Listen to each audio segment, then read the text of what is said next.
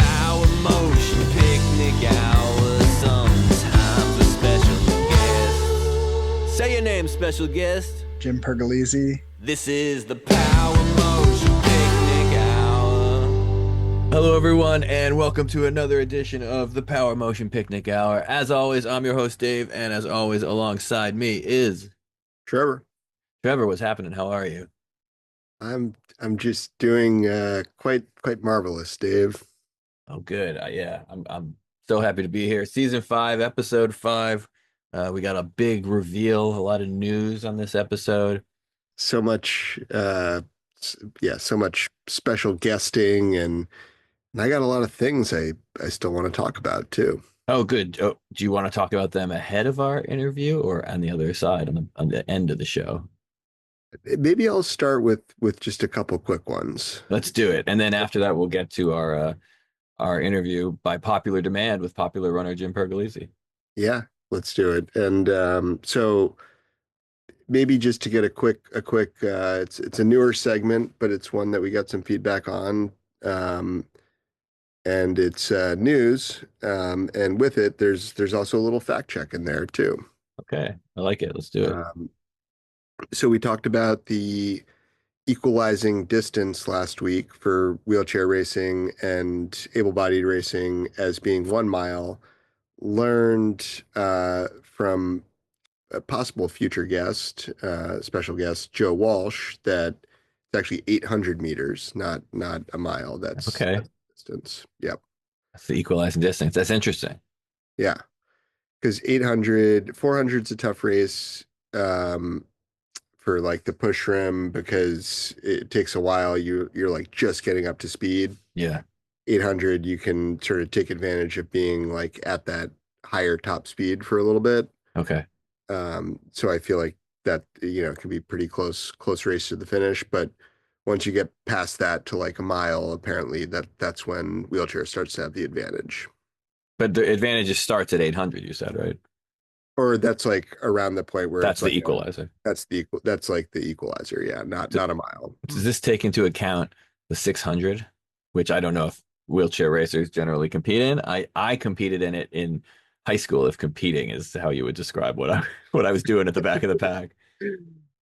I'm not familiar really with the 600 as yeah, I don't know how common it is. I haven't seen it a lot since high school. It was an indoor track and the North Shore in Massachusetts, but we ran it every week. Oh, indoor. Maybe it's a popular indoor distance. I don't know. Yeah, maybe. And you know how like those indoor tracks, they're not all the same size, right? Because like some of them might be 600-meter tracks. That would make sense that it's like a one lap race. Some of them might be. The ones we ran on were not. They were smaller, right? So they wouldn't have been smaller. 600. But it was always like a weird amount of laps, right? Like a 600-meter. I can't remember what it was. It was like 2.5 laps on an indoor track. But all of our track meets, there were 9 schools in our conference or our division, and only 3 of the schools had indoor tracks. So all of our meets were at one of those 3 schools. Okay. So, and they weren't all the same. One of them was different than the other 2, like in length. Yeah, that's tricky. What were they doing up there? If anyone can write into the mailbag and let us know what the heck is going on in the Northeast division, I think. Division 3 Northeast. I think the more common distances nowadays are for like no hurdles, just racing is like 100, 200, 400, 800, 1600. Yeah. And I feel like that's what I see when I turn on the Millhouse games or something on TV. I don't know why we were living in a world like where a foot is measured by the length of, the governor of Massachusetts. Like every kingdom has a different definition of a foot. Well, I don't know why we were still living in that kind of world. Like why we had different races. Yeah. Yeah. Well, anyway, that fact check has turned into an opportunity for a whole lot more fact checks. Yeah.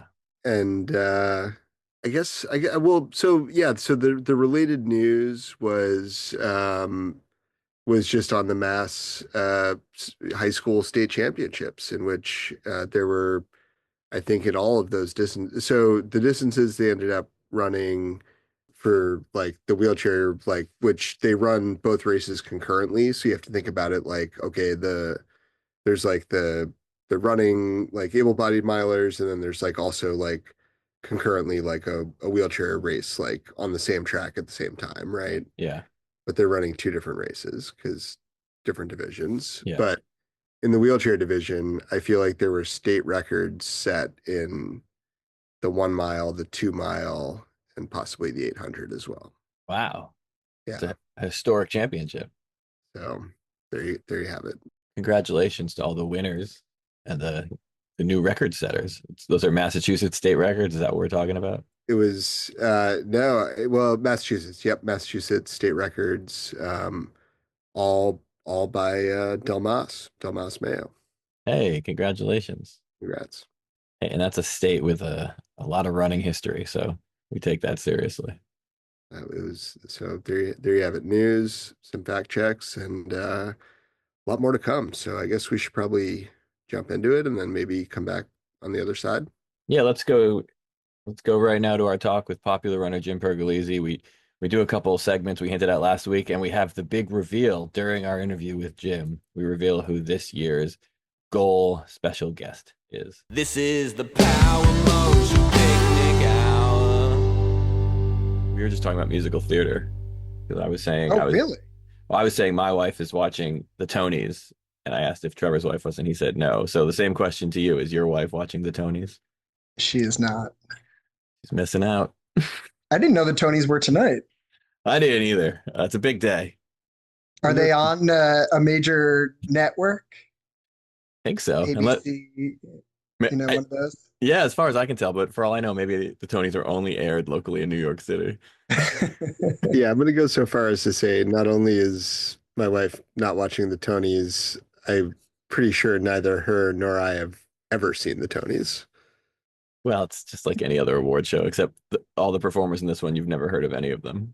That's right. Yeah. Definitely watched it at some point in the past, but um, I was shocked earlier. Cultural references are so different. I was shocked earlier when I tried to watch the French Open finals and Yeah. couldn't find it.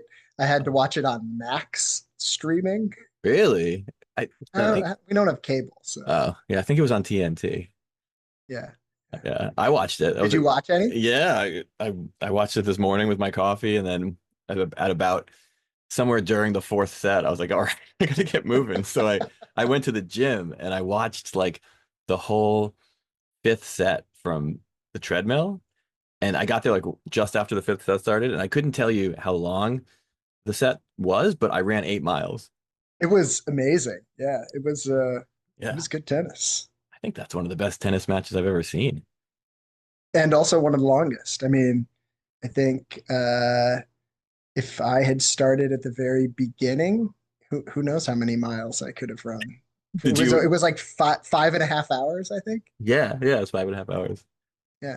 Did you So get I've on it? run 50K in that long. Yeah. Well, you'll have to try. If we can see if we can find a recording of the match.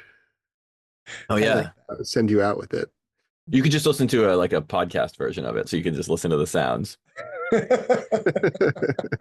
I was really I'm a Yannick Sinner fan, so I was really hoping, as anyone who follows knows, he was beating everybody in 3 sets, and he'd have a lot better chance if he could pull that off today. And if it went long, then all of a sudden it switches and Alcaraz becomes the favorite, I think. But I also just didn't want to sit on my couch for 5 hours. Yeah, I did yard work, mowed the lawn, went for a run, biked with my son, did a lot of things in between. Yeah, Watched like snippets of it, but then luckily caught the end. It was good. the end was amazing. I'm glad we all watched the French Open, except maybe Trevor. Yeah, no, I didn't see it. I was out doing things other than watching it. Well, this is an exciting episode, and so we should do the part we never forget to do, but we always say we're going to forget to do, which is have the guest say their name and introduce themselves. And this is a very special episode because our guest today is the first guest ever to appear on the show 3 times. Yeah, how about an old-fashioned say your name, special guest? I am popular runner Jim Pergolizzi. I like to run. Enough said. Thanks for joining us, Jim. Um, I appreciate it. I'm sure we're going to go on a lot of tangents today, so maybe we should, which we already have actually. So maybe we should should start with a running specific thing. You just ran like a 100K race, right? I did, yeah. I ran World's End Ultra in kind of central Forksville, PA, Okay. central PA, Endless Mountains, really pretty area. Um, it was a really awesome race. It was extremely muddy, most mud I've ever run through, seen. When it wasn't mud, the trails were streams with a little mud. It was pretty intense, but it was a nice day out in the woods. Did you wear shoes? I did. Yeah, yeah. I've been running in sandals a little bit more recently. I've been trying to get back to it, but no, I don't have the feet to For that? do an ultra that long. So what did you wear? What was your footwear? I wore La Sportiva Prodigio Pros. Um, they're pretty new, I think. They're amazing. Actually, they're like one of Are they my plated? favorite shoes I've run in a while. They are not. They are like a super foam, but there's no plate in That's good. Yeah. I I was looking at those Prodigios a while back. They look really great, like when they first came out. But I never tried them on. But they look like a great shoe. John Kelly, who's on day like 14 or so of his Appalachian Trail FKT attempt, he is wearing them. He's sponsored by La Sportiva. I am not, but Not yet, not yet. not yet. But yeah, they're pretty great. I like them a lot. I would highly recommend them. I never even heard of them. You've Last heard sport. of La Sportiva? They do like a lot of climbing gear, but Oh, they've done technical like mountain running shoes for a long time. The Prodigio, I tried them and they didn't quite fit my feet right, but yeah, the Prodigio Pro is like an iteration of it. It's pretty. Foam is nice and bouncy, but not too bouncy. Nice and grippy. It's a good combo. I think La Sportiva, Dave, is like a pretty specific brand that I don't think they make a run like a road shoe. okay. Yeah, so You'd that you'd like you'd like you'd like it though. It's like Italian or something. I don't know. I'll check. Yeah, I do like Italian stuff. I I'll check it out. I don't know if I know it or not. Yeah, we didn't. I didn't We'll, when we we'll we'll start. add them to our Italian or possible Italian sponsored list. We I mean, sponsored ourselves by Chile last weekend. Yeah.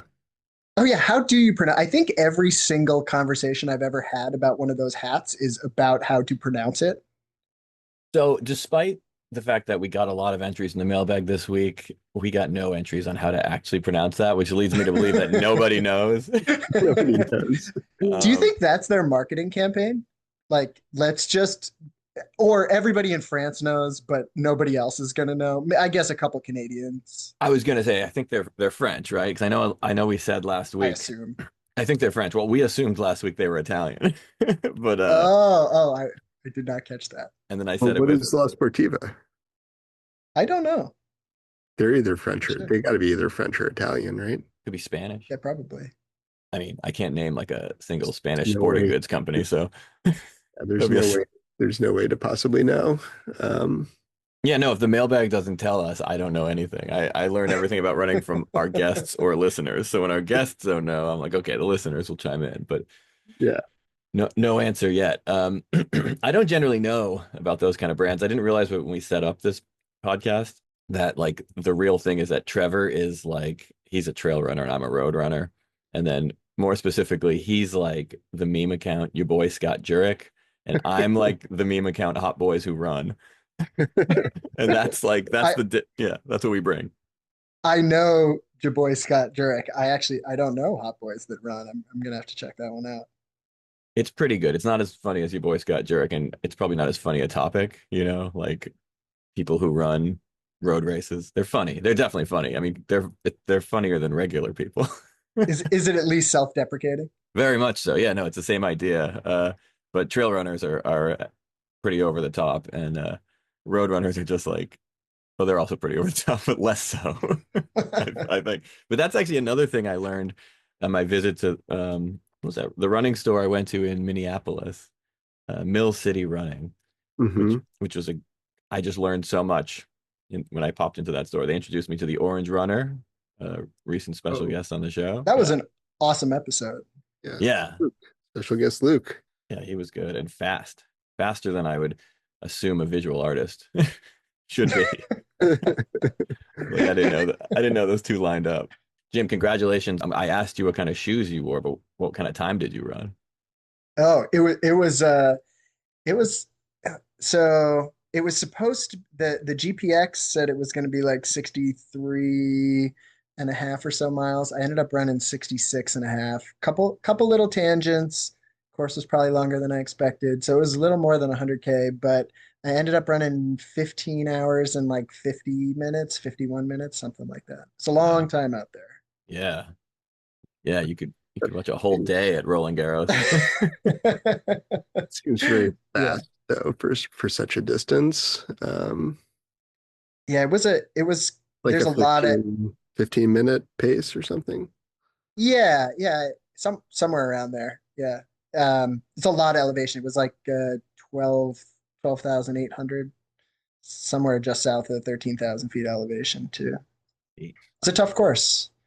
That's where your boy Scott Jurek comes in and talks about the grade adjusted pace that was like 7-minute miles or something. Yeah, if you do I don't great, think I had any of those. if you do grade adjusted and age adjusted, And like age adjusted, yeah, yeah, it's almost world record setting. that's Kipchoge-esque. Yes. All right, yeah, congratulations. Thank you. So yeah, I think since you've last been on, you've had the best time ever for grade adjusted, age adjusted at that race.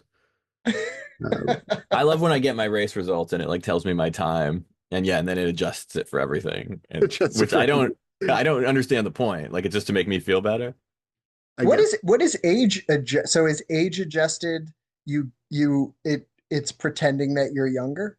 Like what does it adjust to? What's that's true. the mean age? Is it like adjusting to a I 16-year-old or a 32-year-old or a well, I think for like marathon times, like ages go through 34, right? And 35 is when all of a sudden you're in an older age group. I don't know. Yeah, Most races are masters starts at 40 or 45 usually. that's not helping me. I'm still not And that winning may be the anything. trail world. I don't know. I don't know Yeah, if the road world's different. I was looking at like the qualifying times recently for Boston, and like I think to qualify for Boston at my age, which is all of our age, I think it's like it's so fast. I can't remember what it is now. It's just so insane. I have to run like a 7 minute mile marathon. Like It's 340 or something. No, it's way under. no, It's like it's like 255. it's like Oh, 305, I Yeah. think, for our oh, age. And also they have so many applicants these days, Yeah. post COVID. that's great. They post what you have to get, but then so many people get that you actually have to get like 6 minutes under that. Right, right. So yeah, it's crazy. I looked at it and I was like, yeah, no, I don't think I can do that. I'm just gonna have to wait until I'm 65 years old and just hope that I can still run, or maybe 95, because Well, that was my plan. I've talked about it on here before, but my plan was to qualify at 70 because at 70 you have to run 420, and I did just run New York in 419. So There you go. if I could just maintain for 27 years, I should be good. Just avoid injury for 27 years and keep the training up. it's doable. I don't know. I don't know. I haven't gone on any really long runs recently. This 8 was actually today was the longest I'd gone on in maybe like a month. Do you have any other marathons on the horizon you've been looking at? No, I mean I'm technically qualified for New York this year. And I've already like signed up and registered and paid, but I'm thinking I'm having a hard time meeting all my 9+1 obligations. So like, to qualify for next year. So I might defer New York for next year and sign up for another fall marathon this year. That's a new development. I don't know which one, either Philly or maybe the Marine Corps Marathon in DC. Yeah. Is that a fall marathon?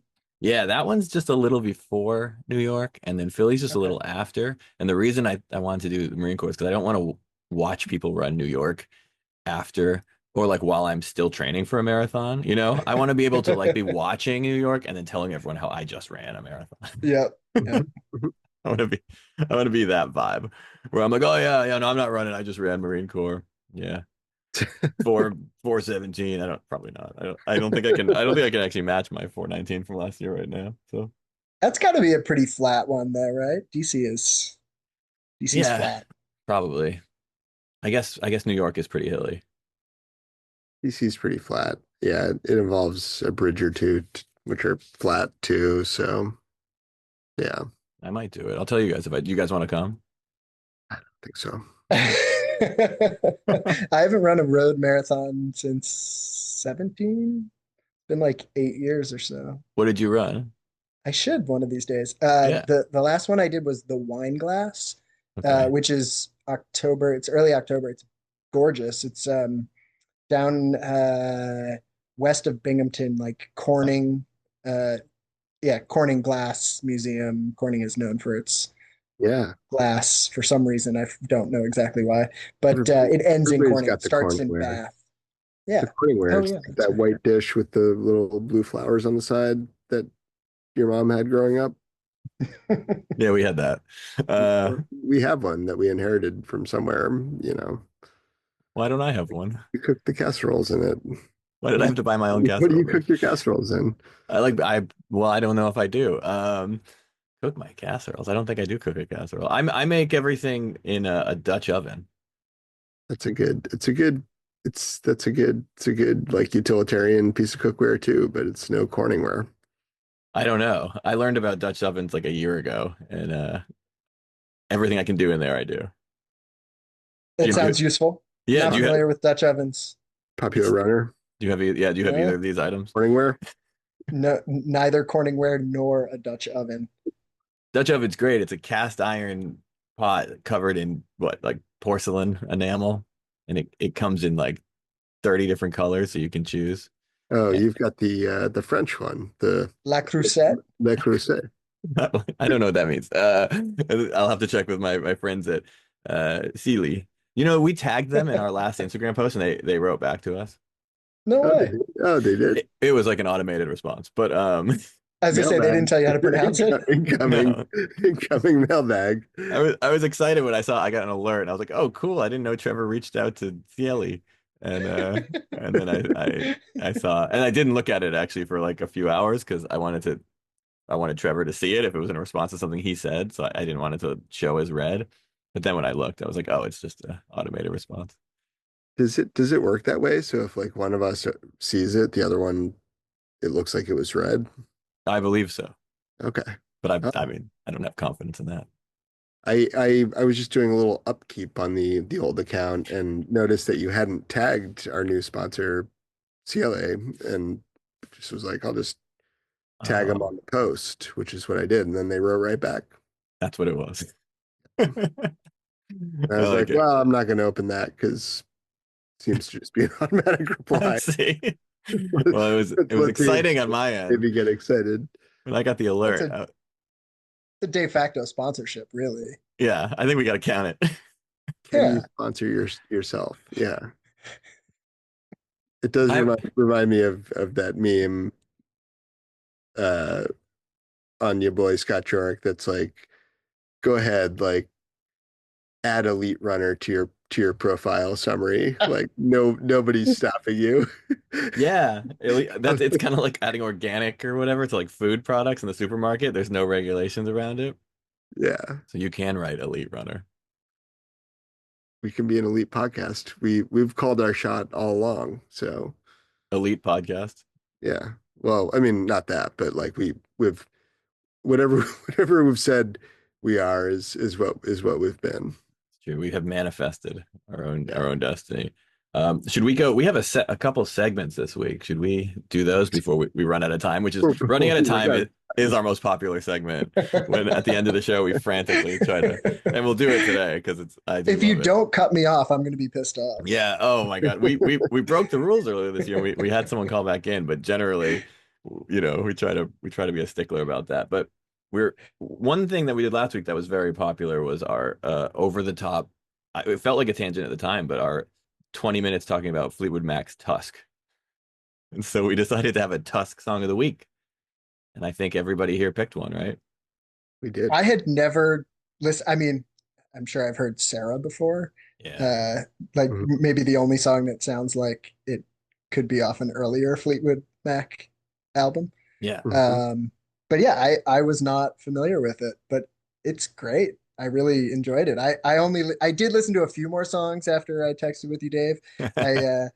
When you asked me for my song, most of my academic career was based off of doing half the work Yep. and then just answering based on what I had already done. So I got through most of the first album while I was mowing, and I did listen to some more though. It was pretty awesome. What an album. And what song did you pick as your pick for Fleetwood Mac Tusk song of the week? So not just because it was the second song on the album, but also because I thought it ran well and it was really unique. The Ledge.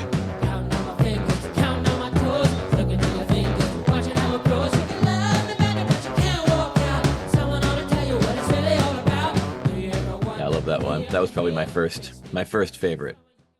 I loved, the bass line just had so much sense of movement. And then, I mean, the whispers in the vocals and all the different layers of vocals in it. It also sounded, I mean, it was a punk song. Like Yeah. I really enjoyed it. And as you mentioned with John McVie's bass playing, it's also a good thing maybe we didn't talk about enough last week that is like this is a band that was together for so long and named after the bassist and drummer and who are the only constant members, and who were not big songwriters but they were still the focal point in a sense of the band. Yeah. I did cheat though. Yeah. I looked at the Wikipedia entry for it because I was curious. And actually, Lindsey Buckingham basically said "screw you" to everybody else, and he played and recorded all the instruments on that song. So that's not John McVie. That's not McVie. No, wow. No. Breaking news on the podcast. According to Wikipedia. That's I knew it was a Lindsey song, and Dave and I were chatting because we had to sort of coordinate this crazy thing of us all bringing a Tusk song of the week to the podcast. And he told me The Ledge, and I was like, all right, solid Lindsey pick. Let's keep it going because Lindsey definitely establishes the aesthetic for that album. And he produced it, and he wrote it, and he wrote he wrote that song. He wrote the songs we talked about last week, and was definitely like pushing it. But I had no idea he recorded every instrument on The Ledge. Yeah, and so I'll assume he did every instrument on my Fleetwood Mac Tusk song of the week pick, which was "Think About Me." I don't hold you down. Maybe that's why you're around. But if I'm the one you love, think about me. That's a Christine song. Oh, is it? Oh. Yeah. Never mind. All right, well, John McVie's bass playing on that is awesome. I was going to say John McVie's bass playing on all three of these songs is incredible, and the thing that ties it together until it doesn't. Until we learned until popular runner Jim Pergolizzi came and dropped the bomb. I always thought my least two favorite Fleetwood Mac albums from earlier years was Self-Titled and Rumors, which I know is most people's two favorite Fleetwood Mac albums. Mm-hmm. And so because of that, that's I think why I never listened to Tusk, because I assume it was just like a worst version of those. But it's not. I mean, there are songs that are similar, like you said, Sarah is similar, and maybe Over and Over and a few of those tracks. Yeah. Mm-hmm. Which is also, I think, Over and Over was a Christine song too. think that's right, but now I'm not confident in anything I'm saying. Again, the only reason I know that is because I read the Wikipedia page for The Ledge, which said that they were like trying to record over and over, and Lindsay came into the studio and was like, "Screw you guys, we're recording The Ledge." So yeah, Oh, again, I the only like it. reason I know And then that. and I think Trevor, actually, you picked, I think you picked a Stevie song, right? I picked a Stevie song, but Yeah. before we go to that, I mean, think about me. Yeah, that's been one of my favorites on that album for for a long time. That was when Coach Friend and I did the semi Pemi, my first big like trail running endeavor. We listened to that on the way to the trail, and then he made a video afterwards, and like put that song over it, which was really cool um, and fitting. So I was very excited he chose that. Oh, good. It's a good example of a song that some podcasters think is sung by Lindsey Buckingham, but is actually Christine McVie. We were talking last week about how similar their voices can be, so there you go. It's very hard sometimes. And yeah, it's probably more impressive that Lindsey sounds like Christine. Yes, I think so. Christine Perfect was her name before she married John McVie. Hmm. Actually, her given name. I don't know about that actually. I'm not Oh, sure, but it was or her was it stage a? name for sure. Yeah. When did she marry McVie? 'Cause she was Uh, in the band for a while. She was in at least in like the early 70s before self-titled and rumors. Like, I think she drew the album cover for Kiln House but wasn't in the band yet. So I think she joins on whatever album was next. did she really draw the cover? Yeah, I think so. That's a personal favorite that we didn't talk about last week, I don't think. But we mentioned Jeremy Spencer and Danny Kerwin by name, and I think they're pretty big on that album. So Yeah, and then we talked a little bit afterwards about how we didn't feel Stevie was represented enough on our last episode, except so you kindly dropped in Sarah at the end of the episode, which is great. We should probably talk about Sarah a little bit too, but yeah, for my pick, I chose Angel. Sometimes the most beautiful thing, the most innocent thing, and many of those dreams pass us by, keep passing me by. why did you pick Angel? That driving McVie bass that might have been That could have been anybody.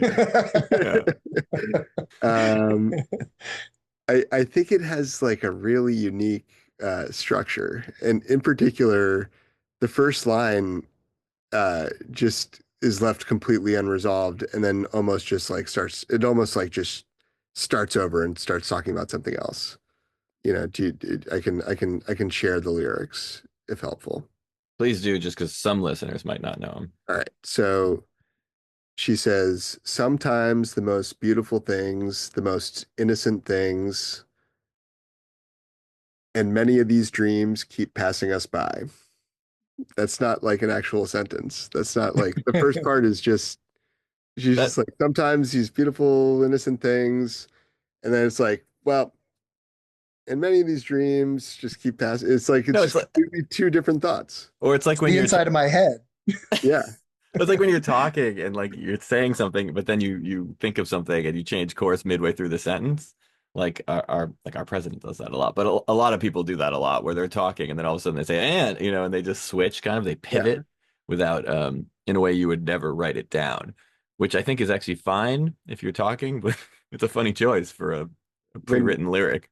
sung in that raspy, sultry, Stevie Nicks, deliberate, very deliberate, and it's a very interesting way to start. And then I feel like the song just continues to have that sort of like just like subtle shifting like throughout. But yeah, great rhythm, great bass, Whoever and it then is. either Christine or Lindsay coming in there and sort of augmenting the vocals at like sort of towards the middle and end. Yeah, it's just great. I think it's one of those albums, right, that like when a band is no longer really functioning, And so like it probably was really unfun to make, and like on paper shouldn't work, like a band that used to have this great spirit as a group and doesn't have it at all anymore, reflected by like what you were saying, Jim, about Lindsey recording his whole songs by himself. But then when you go back and revisit those albums, sometimes they just are better than the group working well together. The talent definitely shines through even when they're not cohesive as a band. Yeah. Okay, well, for the second week in a row, Fleetwood Mac Tusk is our recommendation for running album. Yep. We'll see if he can keep the title, if he can go Ken Jennings style and be the recommendation next week as well.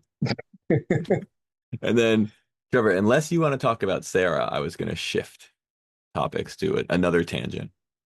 I'd love to talk about Sarah, but we can save that for our next Tusk, running song of the week. Yeah.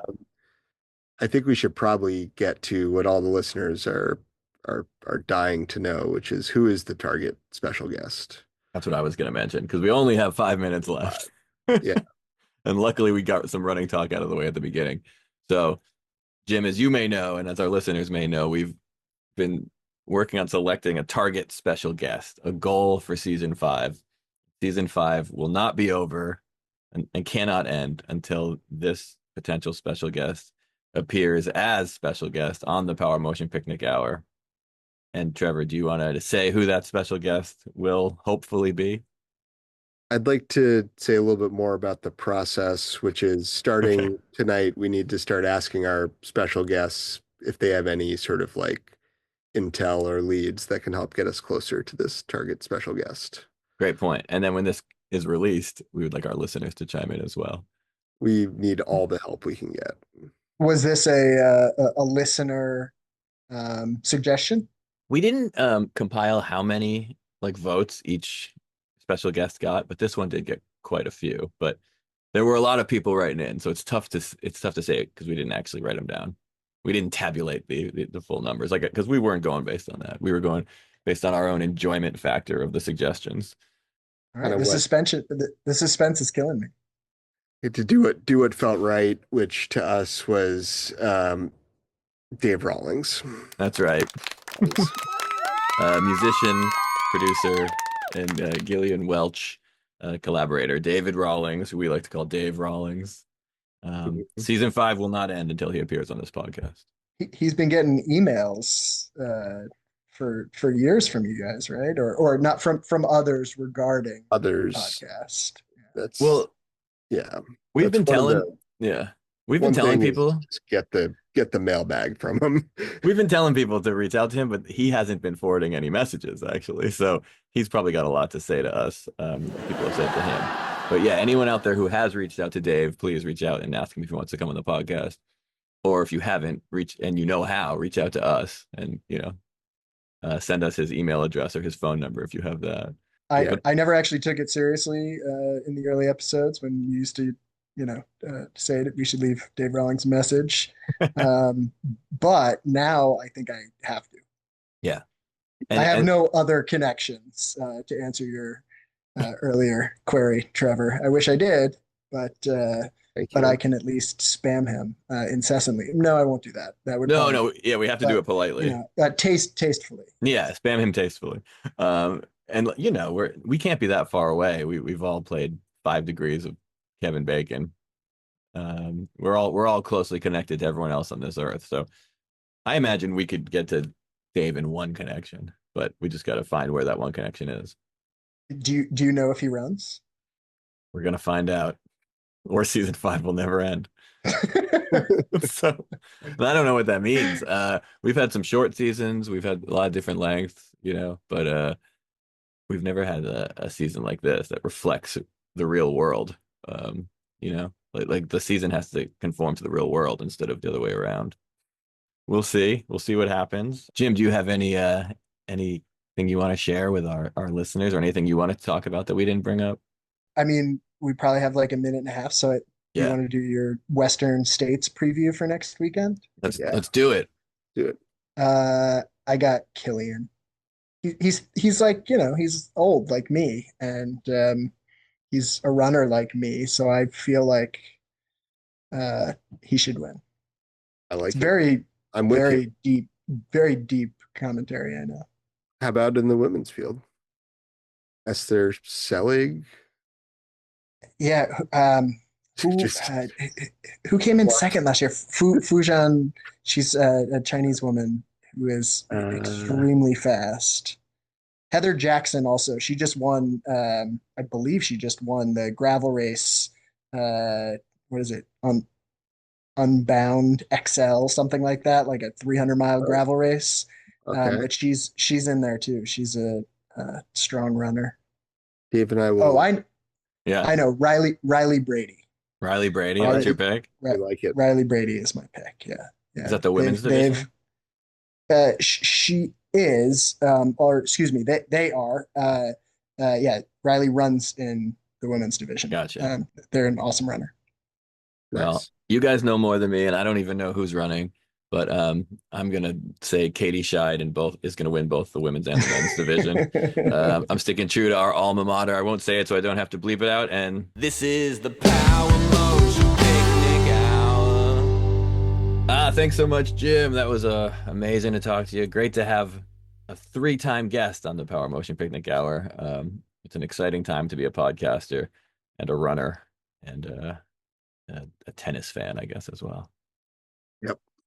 Second time popular runner Jim Pergolizzi has beat other popular runners from our college, Katie Scheid and Jeff Colt and Hillary Girardi, who we haven't even heard from yet. So Yep, congrats on another victory. I love Um, it. Popular runner. Yeah, and pretty exciting reveal there about the goal special guest, uh, Oh, David. huge. Yeah, Dave Rawlings, What as they is say. oh, it's poor David's almanac, isn't it? He does go by David Rawlings more Yeah, commonly than my than my we keep it pretty casual my here. rather colloquial use of Dave. But yeah, we're gonna try a lot of methods to get in touch with him. I might even try sending a letter by the mail. So maybe I'll use his full name. Uh, I feel like he's a letter in the mail type of guy. I haven't sent one in a while, but I think I still know how to do it. Feel like there's a line about that in one of my favorite David Rawlings songs, Ruby. Something about something about the mail. We used to send. Did you ever? You probably used to send letters by the mail when you were a young man or a boy.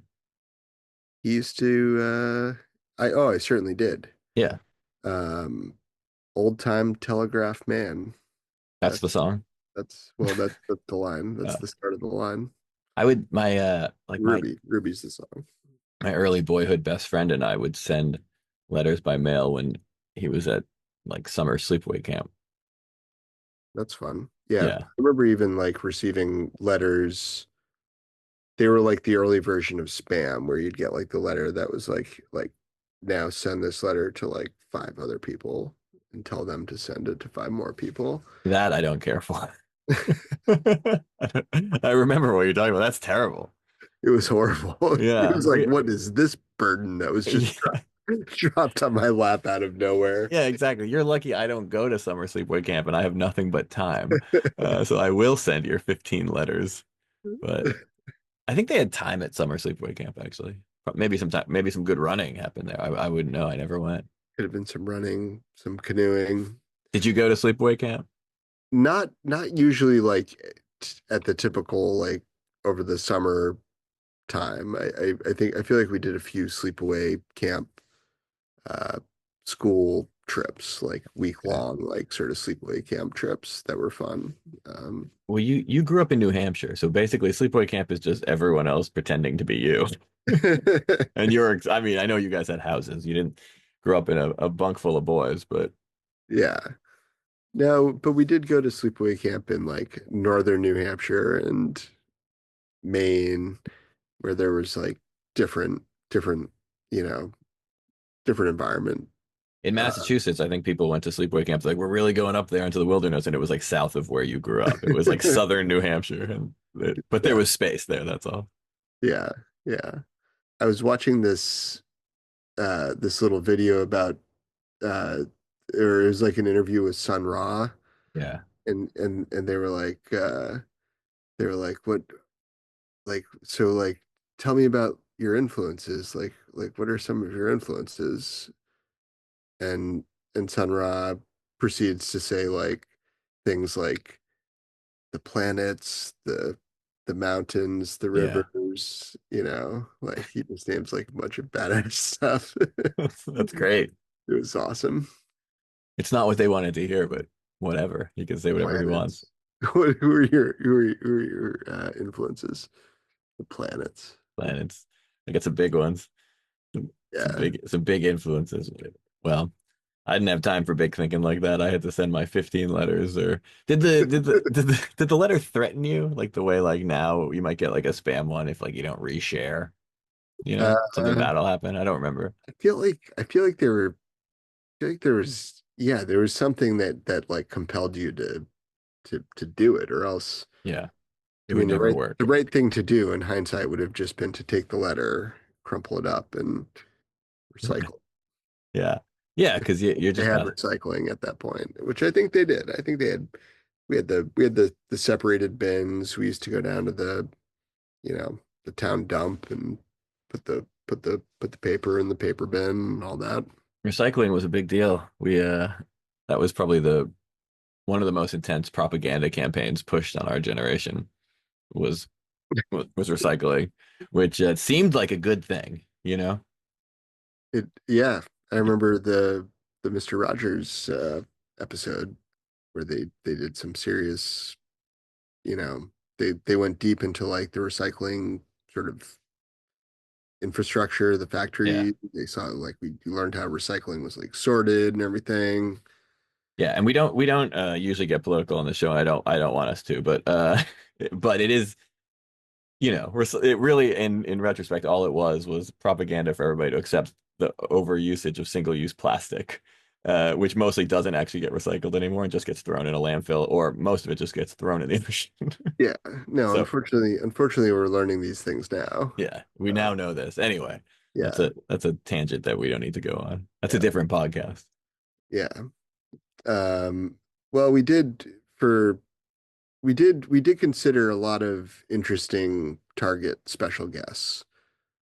One of whom was Mr. McFeely himself from Mr. Rogers, Yeah, that was a popular one. an actor whose name I'm now forgetting, but would I have been never knew it. mailbag, you know, topical or thematical in that way. But um, yeah, he didn't win. Uh, Yeah, Dave David Rawlings, Dave/David Rawlings won. we're gonna get to the bottom of a lot of questions when we do finally get him on, which we will. Which is, what first name he prefers. Does he run?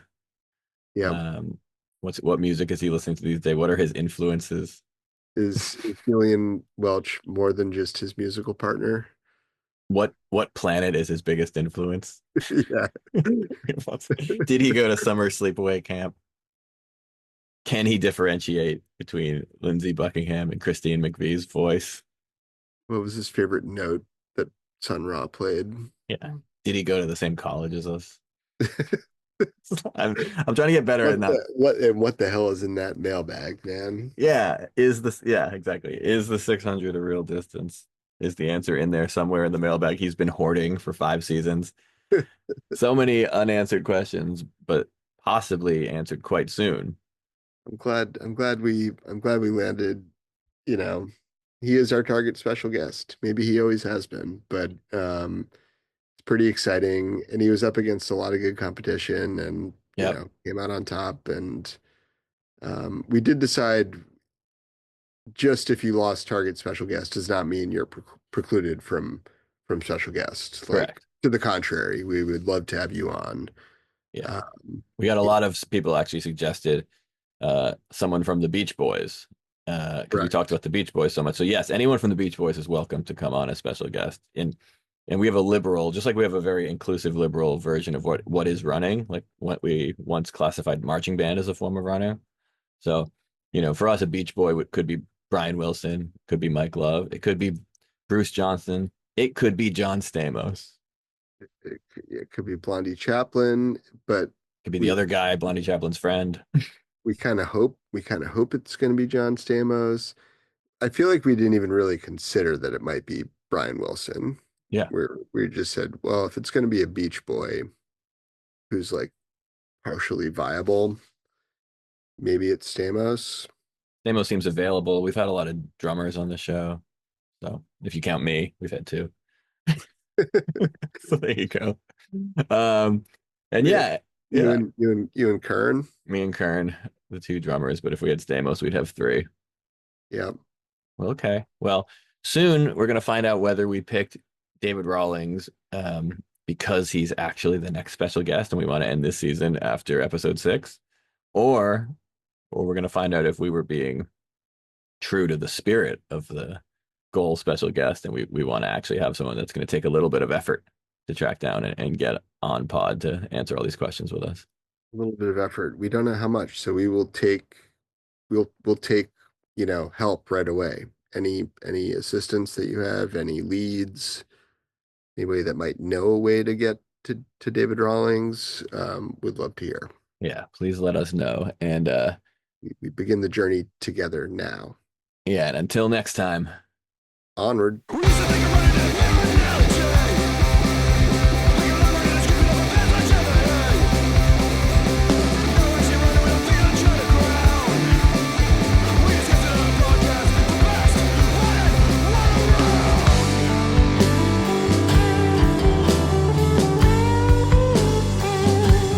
This is the Power Motion Picnic Hour, your favorite of the few, with a mile of opinions that we'll gladly share with you. This is the Power Motion Picnic Hour, you deserve nothing less. The Power Motion Picnic Hour, sometimes with special guests. Say your name, special guest. Popular runner. This is the Power Motion Picnic Hour. Just like an old time telegraph man, I came here with a simple job to do. 'Cause that news coming down the wire says that your head's on fire